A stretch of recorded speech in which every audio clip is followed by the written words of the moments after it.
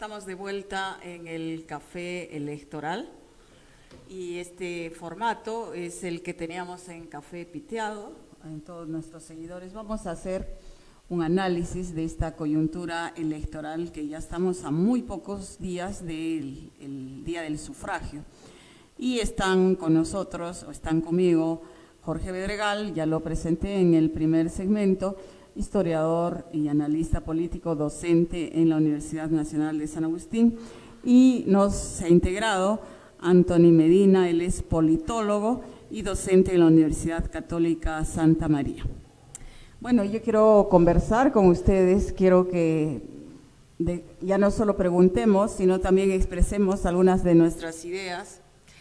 Y el primer punto que me gustaría que tocaran es este descreimiento que hay en la clase política en general, en la coyuntura nacional así lo indica, pero particularmente en Arequipa el mayor porcentaje de personas son las que declaran que van a votar en blanco o van a viciar el voto, y otro alto porcentaje que no ha decidido nada. De hecho, quienes lideran las encuestas estarían entre 10 y 13 puntos, ¿no? Que realmente es históricamente los más bajos. Hace tiempo que tenemos votaciones de 20% que ganan la alcaldía. Es un hecho que para la votación regional se va a una segunda vuelta, pero los niveles que tenemos hoy, ¿qué les dicen? Antony. Ya. Yo creo que hay acá dos tendencias, una tendencia que tú la ves a lo largo del mundo y una tendencia que es propiamente nuestra. La tendencia a lo largo del mundo es que los partidos políticos cada vez han dejado de ser más representativos de los intereses de la gente en función a otros movimientos sociales, ONGs, organizaciones de la sociedad civil, en donde la gente siente que es mucho más digamos, funcional a sus intereses de corto plazo, intereses profesionales, de trabajo, incluso sus ideas sobre el cambio, ¿no? O sea, la gente siente de que los partidos políticos no son espacios para cambiar el mundo, ¿no? Que lo pueden ser las ONGs, el activismo internacional, ¿no? Es una tendencia global. Esto ocurre en todo el mundo. La tendencia propia de nuestro país, me parece, y es, digamos, una de las principales fuentes de este descreimiento, me parece que está inmersa en el tema de nuestro modelo económico. Es decir, en el Perú, en los años 90 se fundó un modelo económico que progresivamente se ha ido despegando del modelo político. Es decir, en los años 80, en los años 70, tú tenías un gobierno que impulsaba reformas estructurales desde el Estado a través de proyectos de leyes y políticas públicas, que podían funcionar para bien o podían funcionar para mal, como en el caso del primer gobierno de Alan García. Pero había la idea que tú podías arruinar la economía a través del Estado. Podías hacer bien a la economía o podías hacer mal a la economía, pero lo que ocurre con la economía no era indiferente al Estado. Hoy día, en los últimos 25 años se ha dado la tendencia contraria.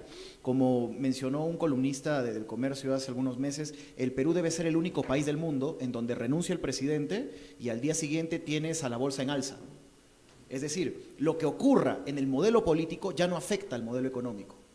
Y creo que la mayor prueba de eso es la elección de Ollanta Humala, la traición de Ollanta Humala. La izquierda interpretó la traición de Ollanta Humala como simplemente la voluntad de un candidato político por abandonar sus propuestas políticas, pero era algo que iba mucho más allá de eso. Es decir, no podía hacer otra cosa. Exactamente, habían condicionantes estructurales que a mi juicio tienen que ver, uno, con los tratados de libre comercio, que me parece que es, digamos, el principal candado del modelo económico, dos, con el consenso neoliberal que existe dentro de la clase política, y esto abarca a todos los sectores. Incluso Verónica Mendoza y Alfredo Barnechea, que eran, digamos, los candidatos considerados más reformistas, a mi juicio eran liberales que buscaban ciertos cambios, pero dentro del sistema y dentro del marco constitucional. Entonces, en ese sentido, la gente ya no siente de que lo que haga el Estado afecta a su vida cotidiana. Por eso es tan común decir, oye, deja de quejarte, trabaja, ¿no? No tiene sentido de que rajes del gobierno, no tiene sentido de que participes, ¿no? Entonces, más bien eso genera una cierta suspicacia. Entonces, la gente que no participa es gente que está preocupada en trabajar, en organizar su vida, en poner orden, mientras que la gente que se mete en política, pues es gente que estaría buscando algo, Jorge, ¿no? ¿tú estás de acuerdo con esa visión o piensas, como algunos dirían en este caso específico, que el Perú, es cierto, pasa eso, pero no porque la economía se haya independizado por sí sola y que haya un libre mercado, sino porque en verdad hay empresas poderosas, corporaciones que han capturado a la clase política? Se ve con el tema de Confiep y sus tratos, por ejemplo, con Keiko Fujimori, etcétera, y que de resignarse a eso es lo que menos deberíamos hacer los peruanos. Coincido en realidad que estamos viviendo una crisis en general de la representación política a nivel mundial, en eso sí estamos plenamente de acuerdo. El detalle está que creo que en el Perú nosotros mismos les hemos dado una ayudadita a esa crisis. Lo que tú mencionas es cierto, yo no creo que estas empresas económicas hayan capturado a la clase política, yo creo que más bien se sirven de ella. Y nos hacen creer a los electores de que podemos elegir entre propuestas cuando en realidad lo que estamos haciendo es ser partícipes de un hecho legal de consagrar un voto que ya está definido por otro lado. Se sabe claramente que hay financistas de campaña que financian varias campañas al mismo tiempo. Es decir, financia a este, financia a este, financia a este. Gane quien gane, ganan ellos. Y al final de cuentas estamos viendo que el boom minero y todo eso acrecienta esa posibilidad de financiamiento que es grave porque… La corrupción juega un papel. Exacto, ya es indesligable. En el Perú ya no tenemos partidos políticos, sino tenemos caudillos con entorno, ¿no? Algunos caudillos que están realmente… que son así totalmente deleznables, pero que siguen siendo marcadores de la agenda nacional porque gritan mucho, porque son muy estridentes, etcétera, pero que yo imagino que algunos de esos personajes, cuando pase la campaña política, van a tener que encerrarse en cuarteles, irse del país un rato, porque se está mostrando lo peor que tenemos como, no solamente como clase política, sino también como posibles electores. ¿Te has dado cuenta de que esta campaña, particularmente esta campaña, es una campaña fría, es una campaña de idas y venidas, hay poca propaganda electoral, hay las plataformas gratuitas que te da el Estado para hacer propaganda en la televisión casi no son usadas, tenemos bailes del pollo, tenemos… y resistencia al debate. Exacto. Los dos candidatos líderes, por ejemplo, en Lima, no han asistido al debate promovido por el Jurado Nacional de Elecciones, y aquí en Arequipa también pasa lo mismo, y en este café pasa lo mismo. Claro, no, pero déjame terminar la idea del pollo para no herir las susceptibilidades de nuestros amigos de la agrupación de Elvis, pero también tenemos candidatas que salen a cantar el tiquitiquití y todo el asunto como una forma bastante burda de practicar política, pero es que la política actualmente se ha vuelto burda, ¿no? Entonces, hay candidatos que ya se sienten ganadores que prefieren no ser visibles y prefieren no asistir pues a los debates, no venir aquí al café electoral, etcétera. Pero estamos viendo de que vamos a tener un alcalde posiblemente con 15, 20% de electores, claro, incluyendo los nulos y viciados y la cifra repartidora y todo el asunto. Es decir, ¿dónde va a estar la legitimidad del futuro alcalde de la provincia de Arequipa y dónde va a estar la legitimidad del futuro gobernador de Arequipa? Efectivamente, la gobernabilidad. Bueno, aterrizando en lo local, ¿no? Hay en Arequipa también un movimiento político bastante posicionado de alguna manera, que es Arequipa Renace. Según algunas encuestas, existiría la posibilidad de que este movimiento pueda acceder tanto al gobierno regional como al municipio provincial. Y también en la línea de lo que hablaba Anthony, se dice además hace tiempo que en Arequipa el alcalde es Cerro Verde o el gobernador es Cerro Verde. Entonces, no, para nadie es extraño pensar que las empresas que tienen intereses en juego, ¿no es cierto?, puedan estar financiando campañas electorales. ¿Se estaría reproduciendo a un nivel menor lo que mencionabas tú a nivel nacional en Arequipa? ¿Y qué efectos podría tener o por qué, cómo se explica esta especie de copamiento de Arequipa Renace precisamente por ausencia de otros movimientos. Arequipa, que tiene una tradición política y jurídica, ¿no es cierto?, no genera nuevos líderes, nuevos movimientos, y la situación es la que hay. Yo voy a hacer una comparación, en este caso particular, con el partido Fuerza Popular de Keiko Fujimori. Cuando yo hablaba sobre este tema del modelo económico, yo no hablaba solamente sobre el tema de las empresas formales. El modelo económico es algo que no solamente incluye a las empresas, sino incluye al Estado e incluye a los actores que refuerzan el sistema, a pesar que formalmente no sean parte de ellos. El Perú es el segundo país dentro de América Latina que tiene la economía informal más grande, el 80%. Dentro de ese sector informal existe un sector que está directamente vinculado con actividades propiamente ilegales, mafias, narcotráfico, prostitución, tala ilegal, minería ilegal, etcétera, etcétera, etcétera. Naturalmente, un sector económico tan grande tiene que tener una representación política. Y si tú buscas, digamos, haces un análisis de los candidatos a la alcaldía en el partido Fuerza Popular de Keiko Fujimori, vas a ver de que muchas personas están vinculadas a este tipo de mafias. Y no es casualidad, no es casualidad. Es decir, con la crisis de los partidos, digamos, antes en los años del siglo XX, cuando tenías un partido político estructurado, habían elecciones internas, ganaba digamos, entre comillas, el mejor y se financiaba con el dinero de los afiliados. Hoy día no hay eso, entonces las actuales leyes electorales, las actuales leyes, digamos, que financian a los partidos políticos, permiten pues que los partidos puedan financiarse casi de cualquier fuente. Entonces, con un 80% de PBI informal, es prácticamente natural que partidos como el fujimorismo tengan ese tipo de base. Ahora, no es que Arequipa Renace sea un tipo particular de movimiento, es simplemente el movimiento que está en el poder. Es simplemente el movimiento que está en el poder que se adecúa a las dinámicas sociales que ya existían en la región antes de que llegara Arequipa Renace. Es decir, que son informales, en buena parte, ¿no? Exactamente, o sea, lo que quiero decir es que no es que sea Arequipa Renace y los demás, y se va Arequipa Renace, entra otro y cambia, no. O sea, probablemente el que entre, cuando se vaya Arequipa Renace en algún momento, va a cumplir el mismo rol que cumplía en su momento Arequipa Renace.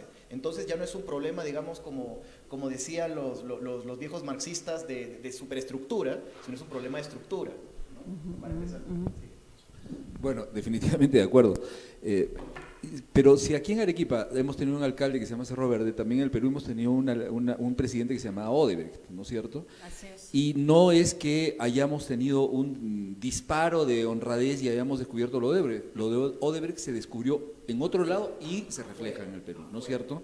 O sea, nuestra práctica política es muy débil, como ya lo dijo Sinesio López, en algún momento somos ciudadanos de baja intensidad, tenemos o ciudadanos incompletos y tenemos una democracia de baja intensidad. El problema está en que como ciudadanos no hemos ganado calidad, más bien lo que hemos ganado es farándula, ¿no es cierto?, política. Lo que se mencionaba, ¿no? No tenemos posibilidad de controlar a los elegidos porque no hay un ideario detrás, no están comprometidos a hacer nada de esto, son muy amigos en el momento del gobierno, pero a la hora de las elecciones se pelean, lo hemos visto, ¿no es cierto?, con Omar, con Elvis y con Alfredo Segarra. Ahí juntos salen del mismo movimiento, pero terminan distanciados. Omar ha decidido tomar también un poco de distancia con respecto a Segarra. Pero ¿y dónde estamos los electores? ¿Qué espacio estamos cumpliendo los electores? Las movidas que han habido por parte de ciudadanos bien intencionados de tratar de hacer y de cultivar un voto crítico, se han limitado a las redes y no han tenido mayor despliegue porque precisamente no están las condiciones dadas para eso. Yo no sé si alguna vez lo van a estar, pero lo que sí es que el sistema político ya es inútil, es obsoleto, no corresponde a la realidad y creo que eso es lo grave, ¿no? En Lima, mucha gente analistas se preguntaban cómo era posible que fuera tan popular un alcalde como Castañeda en base a su mudez, ¿no? Justamente este es el precursor de que no se presenta a los debates, no responde a los periodistas y muchos están siguiendo esa táctica. En Arequipa tenemos nuestro propio mudo, que es Alfredo Segarra, que no quiere ir a ningún debate, ni no quiere debatir con otros candidatos. Es que a veces cuando habla la riega, ¿no?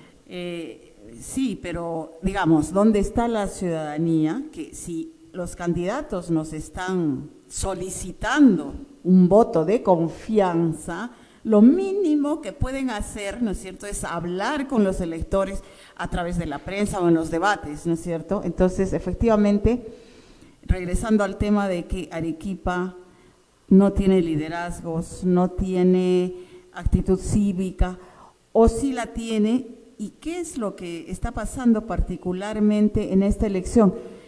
Porque, como lo decía Antoni también, seguramente en esta campaña, así como Odebrecht financiaba a todos los partidos, hay en Arequipa una empresa que podría ser Cerro Verde o Sauder Perú, que tienen grandes intereses, ¿no es cierto?, financiando campañas. Y también hay este clientelismo con ciertos dirigentes, en este caso podrían ser los dirigentes populares que son al mismo tiempo o están muy ligados con el tráfico de lotes, de ahí vienen las invasiones o otro tipo de informalidad. Bueno, en Arequipa quizá no como en Lima, el narcotráfico ha penetrado los partidos políticos y todo el sistema, en verdad, policial, de administración de justicia, etcétera. En Arequipa no tenemos ese problema tan grave, pero sí, parece por ejemplo, ser que sí tenemos problema de lavado de dólares que provienen del narcotráfico. O de la minería informal, que en Arequipa hay un buen sector que se dedica a eso en Camaná, en Carabelí, ¿no es cierto? Hay actividades ilegales, de hecho, y hay pues personas interesadas en financiar campañas, personas no, sino entidades, por llamarlo de alguna manera para englobar todo, ¿no? ¿Cómo ves esta situación y la posibilidad de que de todo esto salga una gobernabilidad? O sea, el gobernador regional o el alcalde, ¿qué apoyo va a tener? ¿Qué compromiso con los ciudadanos? ¿Qué podemos esperar de las nuevas autoridades? Uy, a ver, son varios temas. Sí. Yo creo que algo importante que hay que señalar y que me parece de que los medios de comunicación tienen aquí un rol fundamental, y creo que principalmente desde regiones. Yo soy limeño, pero no tengo mucha fe en los medios de Lima. En primer lugar, hacer entender a la gente que crecimiento económico no es lo mismo que desarrollo. A veces se utiliza un concepto que es ambiguo, que es desarrollo económico, pero el desarrollo económico no existe. Existe el crecimiento económico y existe el desarrollo humano. El crecimiento económico es un medio, el desarrollo humano es un fin. ¿Por qué digo esto? Porque en la clase política y empresarial, principalmente limeña, no existe la idea de que el crecimiento económico pueda ser perjudicial. Existe la idea de que el crecimiento económico siempre es algo positivo. Como es algo positivo, se lo tiene que mantener. Y como se lo tiene que mantener, se convierte en un fin. Si el PBI crece 2%, estamos bien. Si el PBI decrece 1 punto, estamos mal. Si el PBI sube 4%, estamos bien, algo estamos haciendo bien. Entonces es un análisis bastante maniqueo. Si volvemos al tema de la economía, del excesivo rol que tiene la economía informal y la economía ilegal, naturalmente, como señala Jorge, el lavado de dinero tiene un rol importante también en la formación de PBI formal. Por ejemplo, no hay un estudio serio en el Perú cuánta parte de nuestro PBI formal viene del lavado de dinero de actividades ilícitas. Probablemente mucho. Nadie se ha hecho esta pregunta y nadie se ha tomado la molestia de investigarlo, pero es algo clave, porque ya no es solamente que el Perú deba crecer como economía, también debemos ponernos a pensar cómo crecer, de qué manera crecer y lo más importante, ¿para qué? Nos hemos olvidado, debido a esta idea del piloto automático que tenemos, ¿no? Que era muy común en los 90 y hasta ahora me parece que sigue vigente, que es la economía va a crecer y progresivamente las instituciones se irán reparando en el camino, ¿no? Entonces, no hay que preocuparnos por el desarrollo institucional porque progresivamente la economía irá solucionando el tema, ¿no? Es un poco una reedición corrígeme, Jorge, si era Pardo el que decía que en el Perú los problemas o se resuelven solos o no se resuelven, ¿no? Entonces, esa idea sigue vigente entre nosotros, pero bajo un manto ideológico pues claramente neoliberal, ¿no? Entonces, en ese sentido yo creo de que tenemos que discutir, digamos, me parece importante que empecemos a discutir el tipo de crecimiento económico que queremos, la fuente y el objetivo. Yo creo que ese es un aspecto.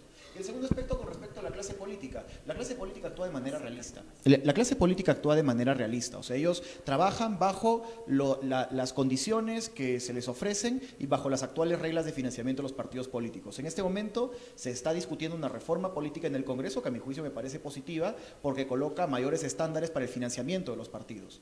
Si tú revisas, por ejemplo, la planilla del Jurado Nacional de Elecciones para que tú muestres cómo financias tu partido, tú puedes colocar, bueno, $1 millón se fueron en rifas, el otro $1 millón se fue en polladas, el otro, entonces… Es un chiste, claro. Entonces, es un chiste, ¿no? Entonces, que es muy diferente, por ejemplo, los requisitos que nos ponen a nosotros si queremos, por ejemplo, solicitar un préstamo de un banco, ¿no? No creo que un banco nos haga firmar un formato, claro, nos acepte bajo esas circunstancias, ¿no?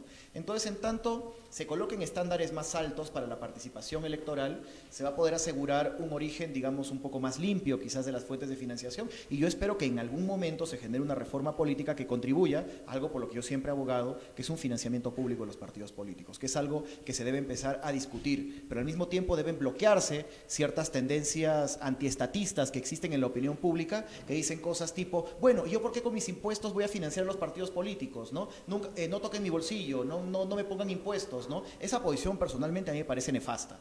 Y yo creo de que debemos tener muy claro de que el rol entre el Estado, el sector privado y la empresa tiene que tener una cierta armonía, pero el ciudadano tiene ahí un rol clave, también, un compromiso no solamente político, sino también económico de darle una forma pues a sus propios representantes, ¿no? Claro. Caray, es complicado hablar después de ti, ¿eh? ¿Qué digo ahora? En realidad, yo creo que el asunto también… Completamente de acuerdo, pero también tiene que ir de la mano con un crecimiento de la posibilidad ciudadana de los electores y de las personas en general, ¿no?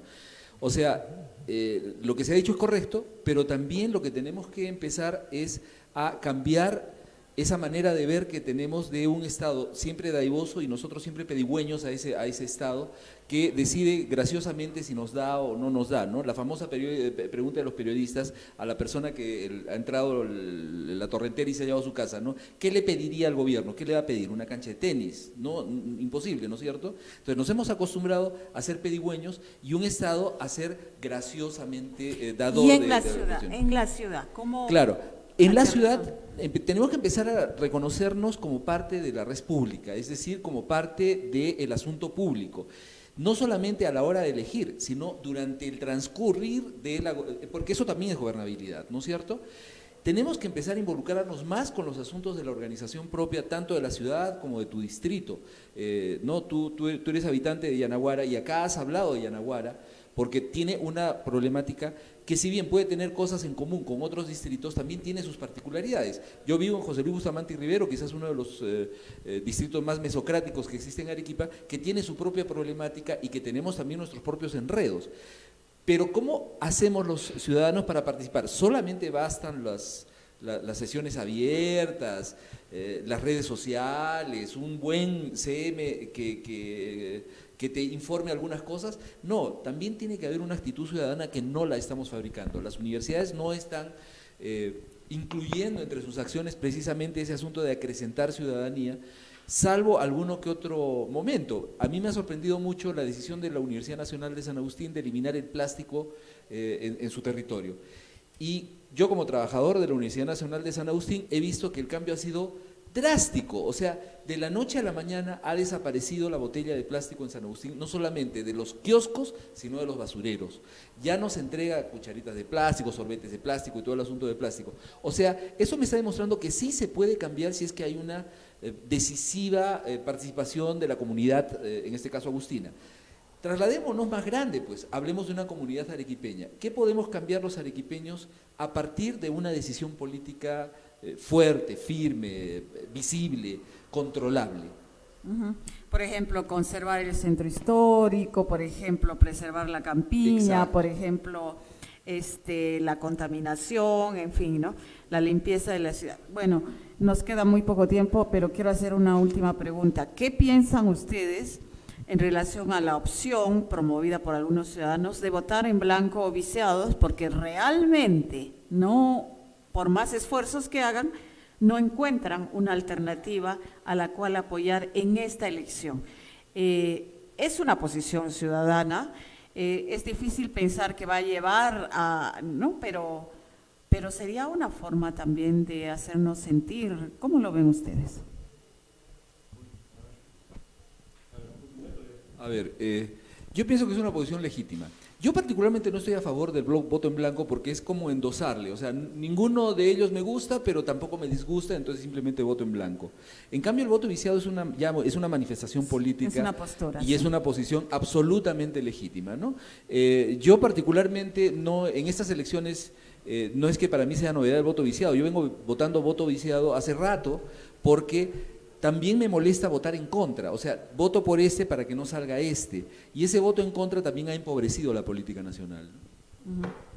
Sí, bueno, tenemos que recordar que el voto en el Perú es obligatorio, ¿no? Y probablemente la razón por la cual la gente vaya a votar no tenga tanto que ver con sus virtudes cívicas, sino simplemente por el hecho de que no quieren que les pongan una multa. Si comparamos nuestra situación, por ejemplo, con la de Colombia, en donde el voto es facultativo, tú ves de que, por ejemplo, iniciativas como el acuerdo de paz con las FARC perdió debido al ausentismo electoral. En la última elección entre Iván Duque y Gustavo Petro hubo una muchísimo mayor movilización política, pero también el ausentismo electoral fue un factor determinante en la derrota, en este caso, de la izquierda frente a un movimiento, digamos, ya hegemónico que es el uribismo, ¿no? Si comparamos ambos casos, la situación peruana es un poco más complicada por el hecho de que si tú quitas el voto obligatorio, los candidatos que sean electos tendrían una legitimidad tan baja debido a la tan poca gente que iría a votar, que probablemente pasaríamos a una etapa de inestabilidad política en la que aparecería cualquier caudillo que no reconocería a la autoridad electa y podría pasar cualquier cosa, no tanto a nivel nacional como regional y local. Yo no estoy diciendo que O ganaría el APRA, que tiene una militancia claro, ¿no? Digamos, ¿no? el sector comprometida. o el fujimorismo.